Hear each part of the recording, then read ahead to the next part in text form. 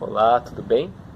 A gente vai conversar sobre yoga e a ideia a princípio é a gente desconstruir a ideia do que é o yoga para então cada um poder ter uma reflexão profunda, uma percepção completa do que de fato é o yoga para si.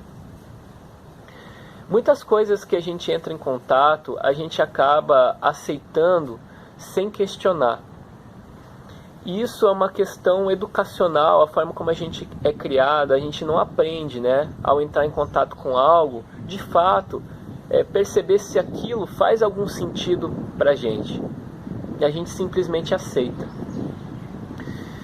E isso, grande parte desse conhecimento que chega até a gente, não só no yoga, qualquer conhecimento que chega até a gente, grande parte disso funciona através do senso comum. E o senso comum ele funciona de uma forma muito engraçada, né? Eu vou dar um exemplo para a gente entender. Vamos supor que eu estou viajando num ônibus e tem duas pessoas sentadas atrás de mim.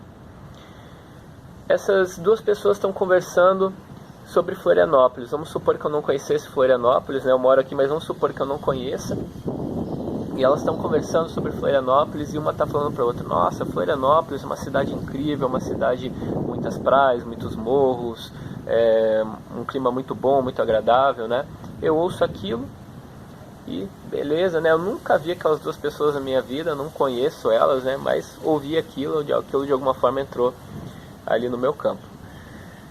Em outra situação, uma roda de amigos conversando, alguém toca no assunto Florianópolis e ali eu chego e Florianópolis, claro, né, uma cidade incrível, com muitos morros, muitas praias, né, um clima muito agradável. Eu acabo reproduzindo algo que eu não tenho nenhuma base sólida para aquilo, eu não tive nenhuma experiência com aquilo de fato, né? Eu estou pegando o conhecimento de alguém que eu não conheço, falando para outra pessoa que eu também não conheço e estou reproduzindo ali. Então essa é uma forma de propagação do que a gente chama de senso comum. E o yoga, ele também se propaga dessa forma. Então muita coisa que chega pra gente do yoga, a gente também não tem essa habilidade em questionar e ver se aquilo de fato faz sentido, né? Existem muitas frases de efeito que a gente vê aí, frases de motivação, né? E que remetem ao yoga. Essas frases, quando elas não passam por essa percepção completa e profunda, você simplesmente aceita intelectualmente, passa a reproduzir aquilo, de alguma forma aquilo vai estar tendo alguma autoridade sobre a sua ação no dia a dia, né? A forma como você se expressa no mundo. E isso não está tendo uma reverberação com a tua profundidade, com a tua completude, né? Você está simplesmente propagando isso. Bom, o yoga, ele, de uma forma geral, ele é tudo aquilo que ele não é aquilo que fragmenta o ser. Melhor dizendo, a gente está conversando aqui sobre o que não é yoga. Ele não é aquilo que fragmenta o ser. A palavra yoga, ela foi escolhida para representar essa filosofia profunda por um motivo. Ela significa união. Então tudo aquilo que vai fragmentar o ser está separando, né? Está gerando conflito, e isso não é união. Então essas frases que geram essa autoridade sobre o ser está fragmentando o ser, né? Esses ensinamentos todos, se não há uma percepção profunda de como é o processo de transformação da sua mente, essa observação profunda, isso está simplesmente no campo intelectual ali. Essa frase ali, ela está tendo de fato uma autoridade, né? Então essa autoridade, ela está fragmentando. Tem algo ali que está guiando a sua forma de expressão e que você não teve essa percepção profunda, certo? Uma ideia muito fácil que chega pra gente de yoga hoje em dia é associar yoga àquelas posturas, né, mirabolantes, aos respiratórios, né, diversos tipos de respiratórios, ou uma postura zen de meditação, né? Existe uma confusão enorme nisso tudo. E é muito fácil vender a ideia de yoga como se fosse isso tudo, né? E a gente aprende nas formações de yoga que, inclusive, que yoga seriam essas posturas, é a forma como a gente consegue passar para as pessoas no encontro. Isso vai depender muito da forma como cada um lida com essas técnicas todas, né? Se você está fazendo ali a postura simplesmente por uma questão estética, tá ali com os desafios, preciso conquistar essa postura, ou principalmente para conquistar tal postura e dizer, agora eu sou yogi. Quando você cria essa identidade, eu sou um yogi, né? Isso vai fazer com que você também esteja fragmentando o seu ser. Agora você é essa identidade, yogi, né? Porque você faz tal postura. E o yoga, ele está muito além disso, né? Então, essas posturas, essa atitude perante a postura, né, de você... É inegável que todos esses exercícios, esses respiratórios, eles vão trazer benefícios se aplicados da forma correta. Benefícios físicos, benefícios mentais, né? Vão deixar uma mente mais tranquila, até para que se crie esse espaço de observação. Porém, para isso, é preciso ter essa atitude perante a postura, perante a técnica, né? Então, todas essas vertentes de yogas com diversas posturas que foram surgindo ao longo do tempo, elas trazem uma proposta benéfica, né, para essa questão física, como a gente conversou, questão mental e outras esferas.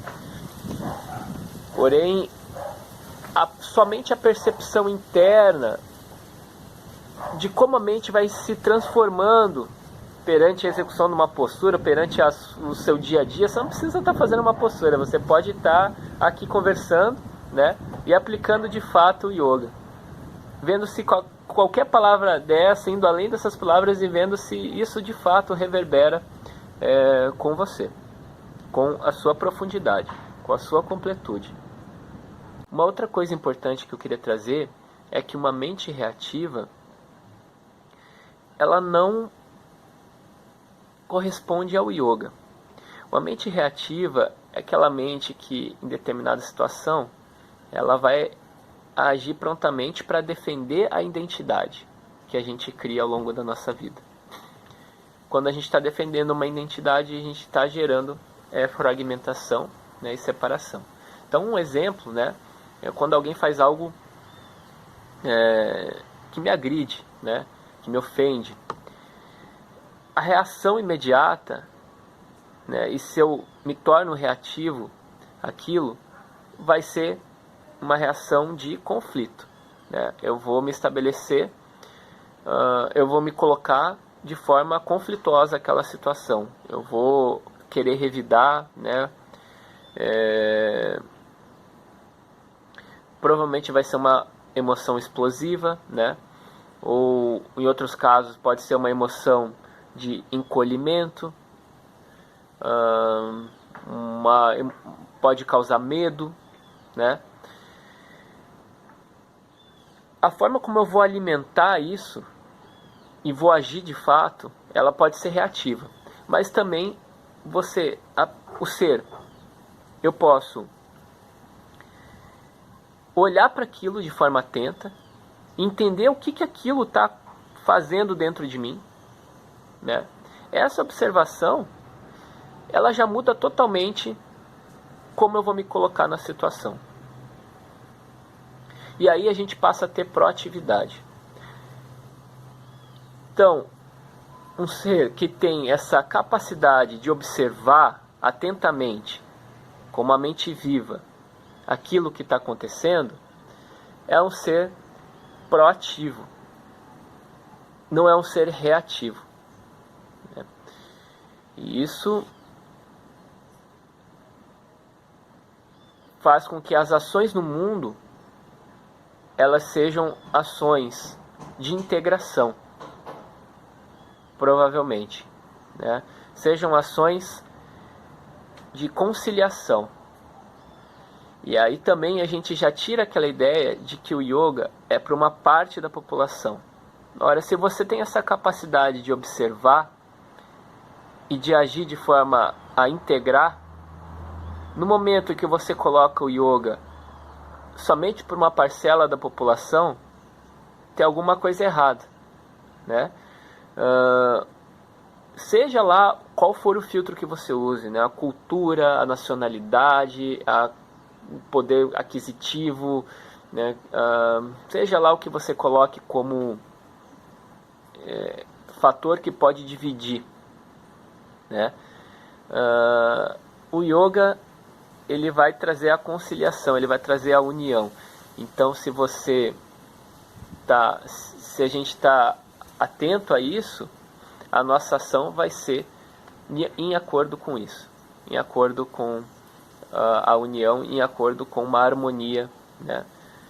Porque a gente teve tempo de não reagir prontamente, de estabelecer uma harmonia, de analisar profundamente a estrutura da mente, o que está acontecendo, para então, de fato, a gente ter alguma atitude perante ao que está acontecendo, tá certo? Bom, é isso que eu queria trazer hoje, e a gente segue conversando, mas principalmente o que importa de fato é o além dessas palavras e o diálogo interno, né? Para a gente aplicar o que está acontecendo aqui nesse instante, nessa conversa, certo? Muito grato.